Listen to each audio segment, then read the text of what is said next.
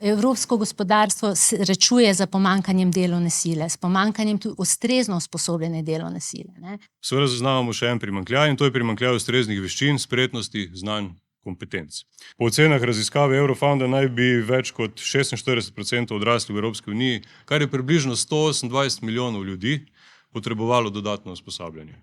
Ni naključje, da je pomanjkanje delovne sile in nezasedenost mest najbolj opaziti v sektorjih z najnižjo kakovostjo delovnih mest. Torej tam, kjer je po eni strani zahteven širok nabor znanj, spretnosti, kompetenc, po drugi strani pa so delovna mesta fizično in psihološko zahtevna, ne ponujajo neke fleksibilnosti delovnega časa, možnosti napredovanja in predvsem ne dostojne plače. Zavedamo se, da je v evidencah Zavoda za zaposlovanje vse manj brezposelnih, da je potreba po novih delavcev vse večja. Delodajalci sporočate o tem, da kadrov ni. Skoraj polovica delovno aktivnih v Sloveniji se spoprijema s pomanjkanjem digitalnih spretnosti. Šibke digitalne spretnosti so pri starejših, nizko izobraženih, osebe z majhnimi, nizkimi dohodki, priseljenci, brezposelni, neaktivni. Podobno je tudi, kar se tiče odstotka IKT strokovnjakov med vsemi zaposlenimi. Ta je trenutno v Sloveniji približno 4,7, evropsko povprečje je sicer še nekoliko nižje, cilj do leta 2030 pa je 10%. Se pravi, digitalni prehod tudi vas ne bo zaobšel, a ne? Ne, ni bojazni. Ob skrbi seveda za ohranjanje. So mlinarji na hrbtih vreče metali često še 20 let nazaj, danes imamo žensko, ki sedi za računalnikom in tipka kamere vereča moke, ne? Pa greste gledati, kje smo pri inovacijah na človeških faktorjih, to se pravi mehkih, jaz jim rečem power skillsi, zelo nizko. In kje smo še posebej nizki? Vodstvene kompetence. Slovensko gospodarstvo je izredno razdrobljeno, hkrati tudi izredno drobno. In v Sloveniji imamo 98,8% malih in srednjih podjetij. Znotraj tega je več kot 90% malih podjetij in velika večina teh malih podjetij je mikropodjetij, se pravi do 10 zaposlenih.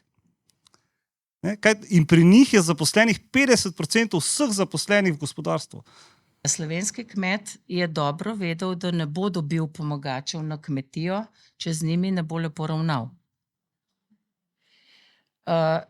In v bistvu dober gospodar je vedno v slovenski zavesti tisti, ki je rad dal, ki je dobro plačal in je bil vselej pripravljen pomagati ubogim.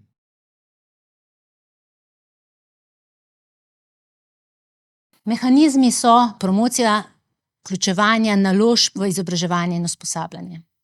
Povezovanje deležnikov, da vsi, ki delamo na področju izobraževanja in usposabljanja, delujemo enotno, se povežemo in delujemo k skupnemu cilju. Usklajevanje želja ljudi s priložnostmi na trgu dela. Ter seveda privabljanje talentov iz tretjih držav. Ukrepi aktivne politike zaposlovanja so programi, s katerimi država spodbuja povečanje zaposlenosti, zmanjšanje brezposelnosti, s čimer tako imenovano regulira stanje na trgu dela, spremenjujoče se razmere na trgu dela, odpravlja neskladja. Delati moramo pa absolutno med inštitucijami, da se povezujemo, da vsi ti ukrepi, kateri bodo na voljo vam, tako kot vam posameznikom, zaposlenim, kot inštitucijam, podjetjem, da bomo imeli tle povezane vsebine, ki se bodo dopolnjevale, da vemo drug za drugega in da jih znamo uskladiti. Absolutno sem mnenja, da tudi na zbornici pri vseh teh aktivnostih obstaja prostor za izboljšave, tudi pri nas. In seveda vsi vabljeni, ki bi želeli z nami sodelovati, dodati kaj k našim izobraževanjem, smatrate, da bi skupaj lahko naredili več na tem področju, naša vrata so odprta in veseli bomo vsakega sodelovanja in nadgrajevanja tega, kaj tu počnemo.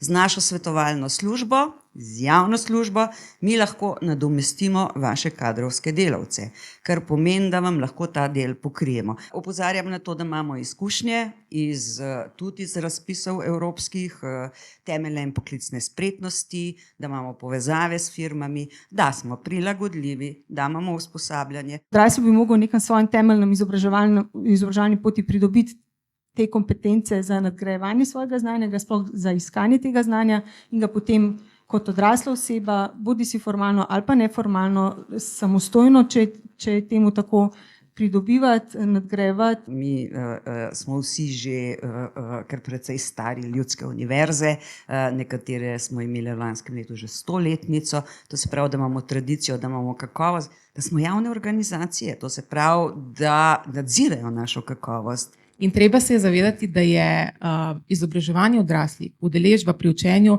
bistvena, da pridobimo tiste kompetence, ki jih bo trg dela potreboval.